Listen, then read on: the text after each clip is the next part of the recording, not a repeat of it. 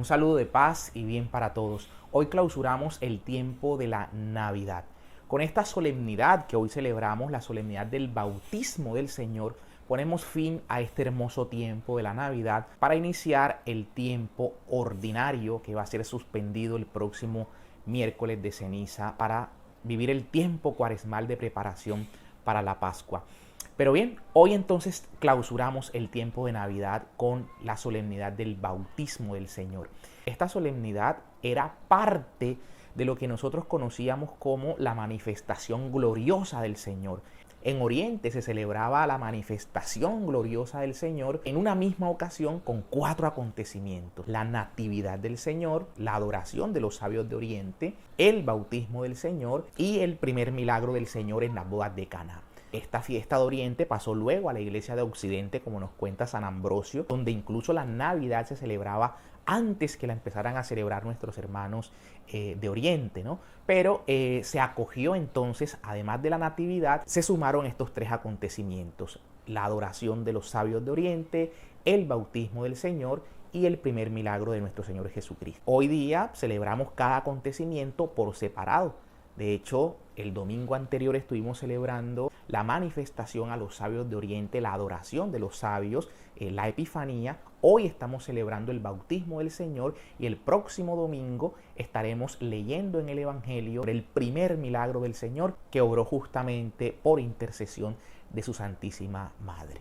Pues bien, en el bautismo, que es la solemnidad que hoy estamos celebrando, ubiquémonos en el Evangelio de San Marcos, en el que vemos que el pueblo iba a bautizarse en el Jordán por Juan Bautista. El texto claramente nos dice que eran bautizados confesando sus pecados, la confesión de los pecados, porque era un bautismo de penitencia para el perdón de los pecados. No era un bautismo en el cual se perdonaban los pecados, era un bautismo de penitencia para el perdón de los pecados, que sería obrado precisamente en el misterio redentor de Cristo en la cruz y acogidos luego en el bautismo instituido por el Señor. Es decir, no podemos equiparar el bautismo de Juan al que se sometió el Señor Jesús para cumplimiento de la ley con el bautismo sacramental que luego nuestro Señor instituye y que nuestro Señor pide a sus discípulos que administren a los fieles para salvación. El que crea y se bautice se salvará. Pero vamos a decir algunas palabras sobre lo que ocurre en el bautismo del Señor para luego entonces poder entender lo que ocurre en nuestro bautismo, que repito, es distinto a este bautismo de Juan. Dicen las Escrituras que cuando el Señor, que no tenía pecado por supuesto, llega a bautizarse, Juan trata de impedírselo, pero el Señor le dice: conviene que ahora hagamos esto para que se cumpla toda justicia. Es decir, hagámoslo, cumplamos lo que está mandado. Recordemos, no existía el bautismo en el Antiguo Testamento, por eso algunos dicen: Jesús se bautizó ya grande, deberíamos bautizarnos todos también a ejemplo de Jesús grande. No, es que no existía el bautismo y solo desde los 30 años los profetas empezaban a ejercer su ministerio. Juan lo que le llevaba a Jesús eran 6 meses, recordemos. Entonces, por supuesto que si Juan había sido encomendado para esta tarea del bautismo, que era el puente entre la antigua y la nueva alianza, si este bautismo que se le encomendó a Juan debía ser ejercido por él, pues lo empezó a ejercer desde los 30 años, edad misma que tenía nuestro Señor, solo 6 meses menos. De modo que esto no sirve para llegar a decir que porque Jesús se bautizó grande, todos deberíamos bautizarnos en edad adulta. No, el bautismo nuestro ya veremos que viene a sustituir la circuncisión, de la cual Jesús también, para cumplir la ley, la practica a los 8 días de nacido, con la cual se entraba a ser parte del pueblo y se era heredero de las promesas. Esto es lo que hoy pasa con el bautismo. Somos parte del nuevo pueblo del Señor, que es la iglesia, y heredamos las promesas. Como decía el apóstol San Pedro, la promesa es para ustedes y para sus hijos. Por eso, como a los 8 días de nacido se recibía por la circuncisión estas promesas, asimismo, desde pequeño, por la fe de los padres, se entra al pueblo con el bautismo de niños, como ha sido siempre la práctica desde los primeros años de la iglesia primitiva. Pero bien, volvamos al momento en el que Jesús está siendo bautizado por Juan, en el que se nos dice en las Escrituras que se abren los cielos. Recordemos a Isaías cuando decía: ojalá, Señor, rasgaras los cielos y bajaras, ¿no? Es una especie de cumplimiento de aquel anhelo del profeta Isaías,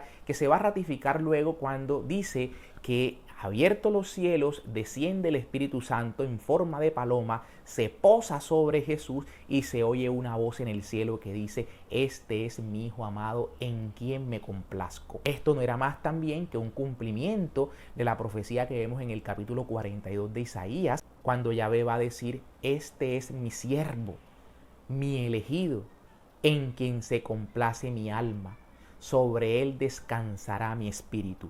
Estas palabras son las que están siendo cumplidas en el momento del bautismo. Este es mi Hijo en quien me complazco y sobre él descansa el Espíritu Santo. De hecho, nos va a decir el evangelista que a Juan se le había dicho que sobre quien vea descender el Espíritu, ese es el Mesías. Entonces era claro que esto era una señal. Esto es lo que los teólogos llaman una teofanía, ¿no? El Padre, la voz del Padre que se oye, el Espíritu posado sobre Jesucristo el Señor. El Padre, el Hijo y el Espíritu Santo se nos muestran en este pasaje. Y bien, sabemos que Juan ya decía que él bautizaba con agua, pero quien venía después de él, es decir, Cristo, bautizaría con Espíritu Santo y con fuego. Evidentemente habla de un bautismo distinto. Y por eso nuestro Señor Jesucristo a Nicodemo le va a decir: el que no nace de nuevo, el que no nace del agua y del Espíritu, no podrá heredar el reino de los cielos. Es necesario un nuevo nacimiento, y un nacimiento del agua en el bautismo, del Espíritu Santo que recibimos en el bautismo. ¿A qué se refería Jesús cuando hablaba con Nicodemo y le invitaba a nacer de nuevo? A ese nuevo nacimiento que recibimos en el bautismo, el baño de regeneración. Por lo cual San Pedro también nos va a decir que el agua que regeneró a la humanidad con las aguas del diluvio, dice, a esas aguas corresponde ahora el bautismo que nos salva, de salvación. Por eso el Señor Jesucristo le va a decir a sus apóstoles: vayan por todo el mundo y hagan discípulos, bautizándolos en el nombre del Padre y del Hijo y del Espíritu Santo. El que se bautice y crea se salvará. El que no se bautice no se salvará. Por eso San Pedro habla de que el bautismo es de salvación. Y es tanto así que San Pedro, cuando le preguntan en su primer discurso que qué había que hacer, él dice: bautizarse.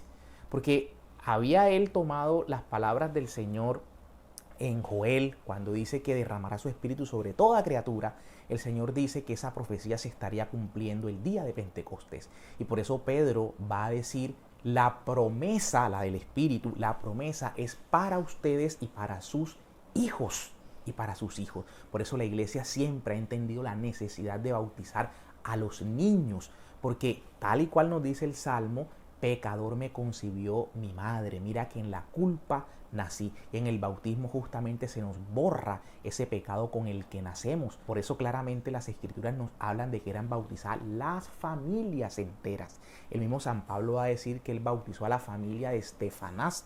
No se excluían los niños, ni es como algunos creen que como Jesús se presentó en el templo porque era primogénito y estaba obligado por la ley, creen ahora que se trata a los niños simplemente de presentarles en el templo. No, la presentación en el templo tenía una connotación distinta. Ahora lo que concierne es el bautismo.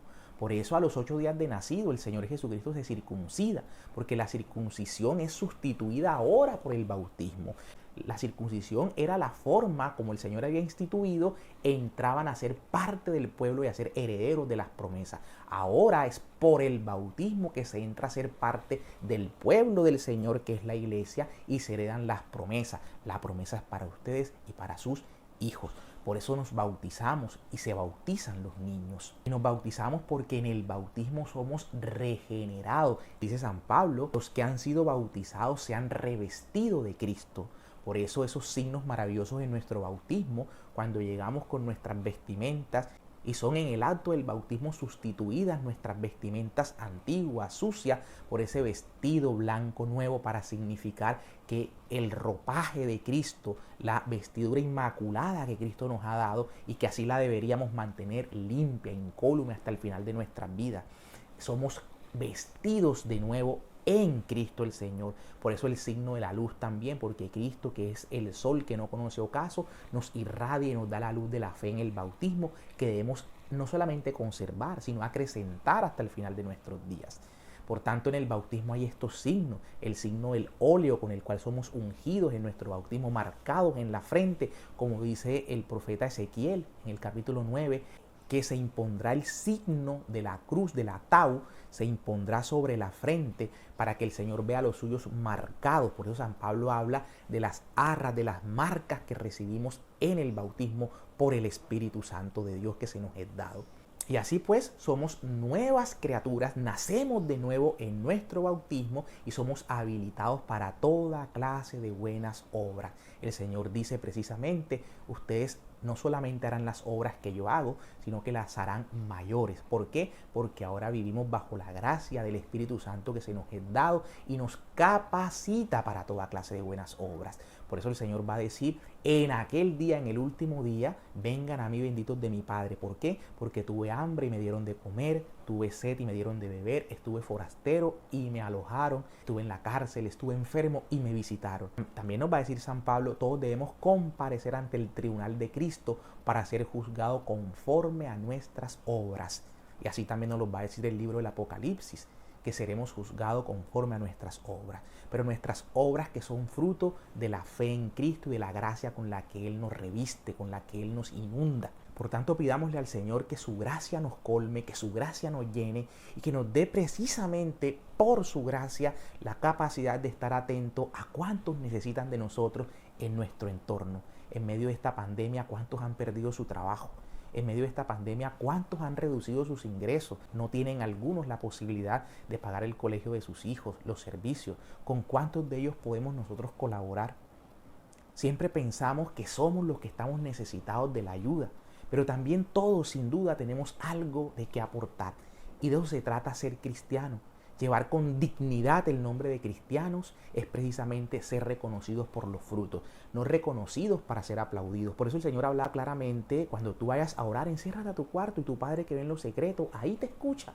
Y también hablaba de que cuando des limosna, cuando hagas caridad, que tu mano izquierda no sepa lo que hace tu mano derecha.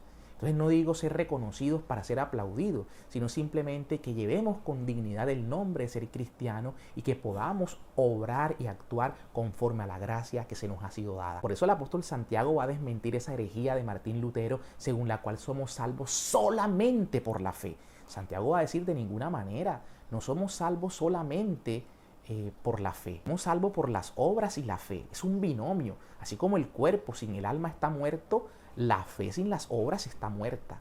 Y esto no es como algunos creen que, entonces cuando uno acepta a Cristo, las obras son consecuencias de la fe. No, no es que sean consecuencias de la fe. Es que somos regenerados en el bautismo y habilitados para toda clase de buenas obras. Entonces podemos estar atentos y obrar y actuar y movernos en la dirección de las buenas obras, porque así el Señor nos capacita para ello, por esa regeneración que hizo en nosotros en el bautismo. Ver a una persona en la calle necesitada no es simplemente que la fe nos sugiera el levantarnos y el ir a apoyar a la persona. No, también toca estar atentos a eso, atentos a las necesidades y en ese sentido actuar y obrar y moverse en torno a ello. Fe nos impulsa, pero también nuestra conciencia, nuestras acciones tienen que ser movidas por la voluntad que ya ha sido imbuida de la gracia de Dios. De modo que le pedimos al Señor que nos dé la gracia de alimentar cada vez más nuestra fe. ¿Dónde la alimentamos?